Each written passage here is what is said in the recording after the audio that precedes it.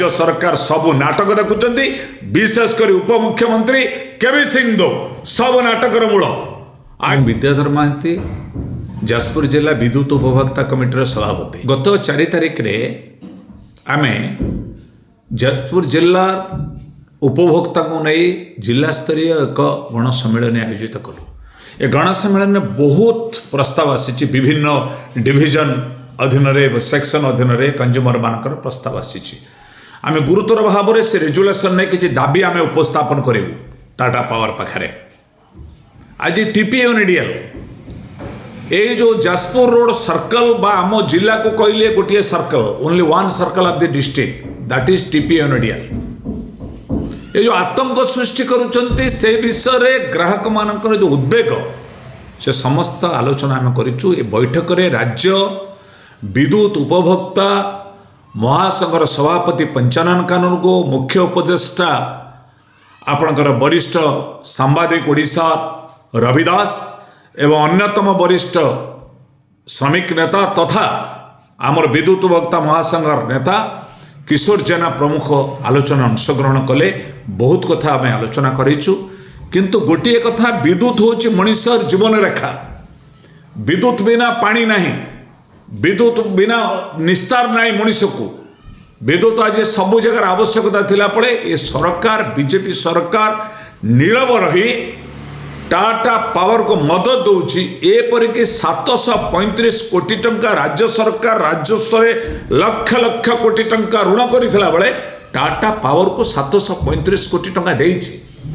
3000 ऊर्ध्व टंका peripheral development विद्युत संस्कार आने राज्य सरकार देइछि। केबे तदारक कलेनी कि 3000 कोटी टंकार कार्य केते अग्रगति करिछि। आज भी अघोषित विद्युत काट होउछि, आज भी तार छिंडिकी पड़ुछि, आज भी ट्रांसफॉर्मर मुकुला पड़ी। आज जो सरकारी अर्थ को टाटा पावर आसिक जो नौचे विद्युत ग्राहक पर अत्याचार करिछि आमे बहुत दाबी दाबितर करिछु। समस्त उपभोक्ता मान को 300 यूनिट पर्यंत मासिक विद्युत बिल छाड़ करा जाऊ। विद्युत उपभोक्ता मान प्रति होउतबा अत्याचार शोषण बंद करा जाऊ। स्मार्ट मीटर आपण स्मार्ट मीटर लगेवा इच्छा दिन करा जाऊ। स्मार्ट वेयर्स एक्ट भीतर नहीं आपण स्मार्ट मीटर बाध्यतामूलक लगेबे। जा मीटर ठीक अच्छी हाथ मारी पारे नहीं।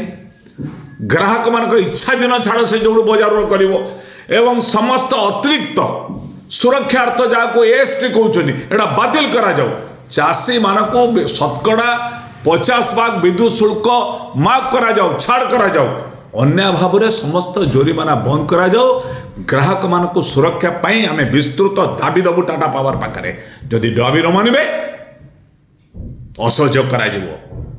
समस्त विद्युत ग्राहक माने बिल देबे नहीं। समस्त विद्युत ग्राहक माने जाजपुर रोड ठारे थिबा सर्कल ऑफिस के घेराव करिक रखिबे।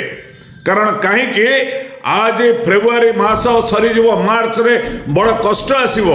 तापर देखिबे अंकर आरंभ हबो प्रक्रिया। पैसा नहीं तो विद्युत नहीं लाइन काट को बर्दाश्त करा जिवो नहीं। बिना नोटिस रे लाइन काटी परिबे नहीं। सरकार को पळे थिला माने कोटी कोटी टंका बेआईन भाव में टाटा पावर आदाय करछि। तेणु आमे आकु प्रतिवाद करूछु। ग्राहक मान भीतर सचेतनता आणिबु। ग्राहक मान भीतर प्रत्येक डिविजन वाइज आमे कमिटी करूँ।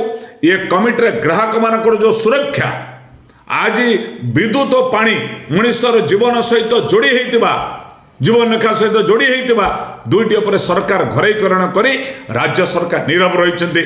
राज्य सरकार सबू नाटक देखुंट विशेषकर उपमुख्यमंत्री केवी सिंह दो सब नाटकर मूल। आज आमको बुझौले आम कंट्रोल रूम करुँ विद्युत पाई कंट्रोल रूम सेंसर करा जाइछि। गोटे मास रु अधिका गले ता लाइन को आपण उड़ाई देबे। सेंसर रे स्विच रे उड़ाई देबे, पावर कट करिवे, रिचार्ज प्रीपेड सिस्टम करिवे। आकु प्रतिवाद करिवो विद्युत उपभोक्ता कमिटी। आगामी दिन में ये आंदोलन को दुर्बार करने आम आंदोलन को रखुचु। आम दाबी देला परे सरकार को चेतावनी आसीबा आगामी दिन आंदोलन आहुरी दुर्बार करा।